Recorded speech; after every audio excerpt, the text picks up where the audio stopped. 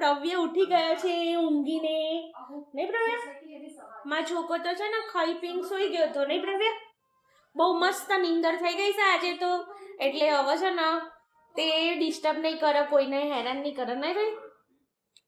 જો એના નીંદ સારી ના થઈ હોય ને તો પછી બધાને હેરાન કરે અને અધૂરી ઊંઘમાં ઉઠાડીએ ને તો એને કશું ગમે નહીં. એટલે એની ઊંઘ મસ્ત બરાબર પૂરી થઈ ગઈ છે અને આપણું જોડે જોડે કામે ફિનિશ થઈ ગયું છે. હવે આપણે બનાવીએ છીએ સાંજના ડિનરમાં. શું બનાવીએ છીએ રોઈ? પાવભાજી. પાવભાજી. તો કાલે ગોરો સ્ટાર્ટ થવાની રોઈ. કાલે હાની ભૂખ તને હા પેલી એ થાય? હા આજે ચાની ખવ કરું છું તો કાલે શું થશે રોહી? તો ઉગી ગઈ છે.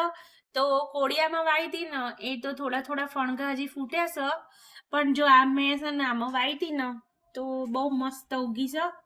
તો હજી કાલ સવાર સુધી થોડી થઈ જશે, એમ 5 દિવસમાં તો મને લાગે છે મસ્ત ઉગી જશે. તો અહીંયા આપણી બલ્કમાં ભાજી રેડી થાય છે, કારણ કે આજે છે ભાજી પાઉં. તો આજે ડિનરમાં છે ભાજી પાઉં. તો જો 10 જણનો ભાજી પાઉં બની રહ્યો છે ગાઈસ. તો ગાઈસ જો આ ભાજીમાં હજી સબ્જી નાખ્યા પહેલાનો લુક કેવો મસ્ત દેખાય. તો આપણી ડુંગળી ટોમેટા અને કેપ્સિકમ ચડી ગયું છે મસ્ત. તો ગાઈસ જો આપણી બની રેડી છે અહીંયા આગળ ભાજી. એકદમ યમ્મી, ટેસ્ટમાં એટલી જ યમ્મી છે. જો આ બધાને ચલાવી છે સાયકલ, તો સાયકલો લઈને આવી જશે. અને તો તીર કોમટો સાયકલ ને બધું રૂંદા.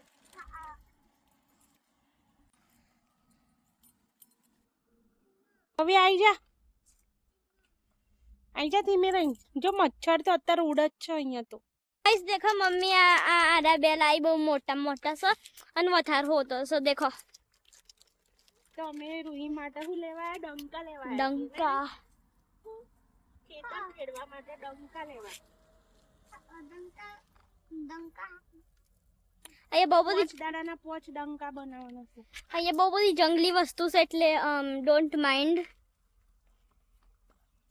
એક્ઝેક્ટલી બીકોઝ અમને જોઈ બીજા મળતા નતા.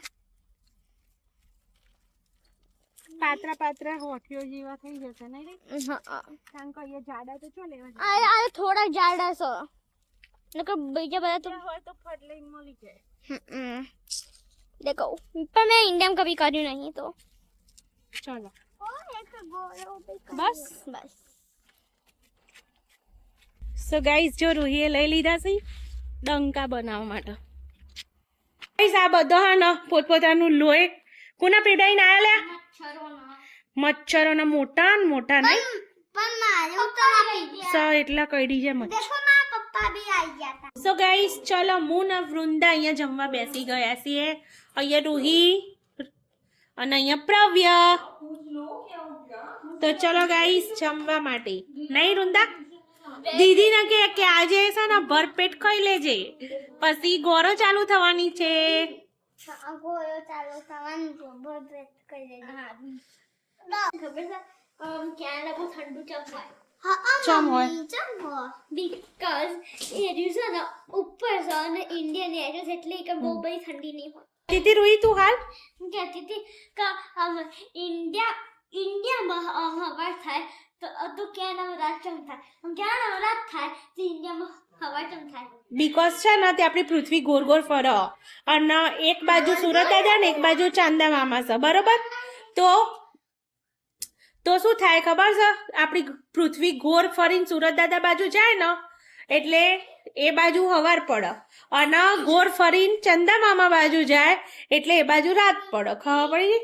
ઓકે ગાઈસ જો અમે આવા હોટલ આવ્યા હતા ને હવે શું કરી દઈએ રૂહી? અત્યારથી કાપી દઈએ.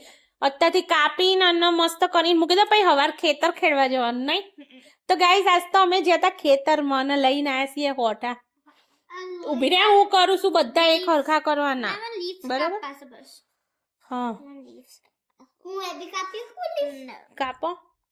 પણ આ વાઘો ઘાસ છે ને આર્યું એ જબ્બર આવે સાર મને વાઘો. સ્કૂલમાં મને તો ખબર નથી અને આવું કોક હતું ને મેં ઓમ કર્યું ને ઓરી હા તો વાગ જ ને કે કોઈ બી વસ્તુ કરીએ ને એને કેરફુલ થઈને કરવું પડે ખબર પડી અરે નહીં તો આપણને વાગ ટાઈમમાં હું ઘેર વનમાં હતી હા આ કાપી તો આ તો વાગન જ તો જબરજસ્ત લોહી આવરું આમાં લોહી આવી તો આ કાપી અમે તો અહીંયા આગળ અમારા હોઠા રેડી કરીને મૂકી દીધા છે જો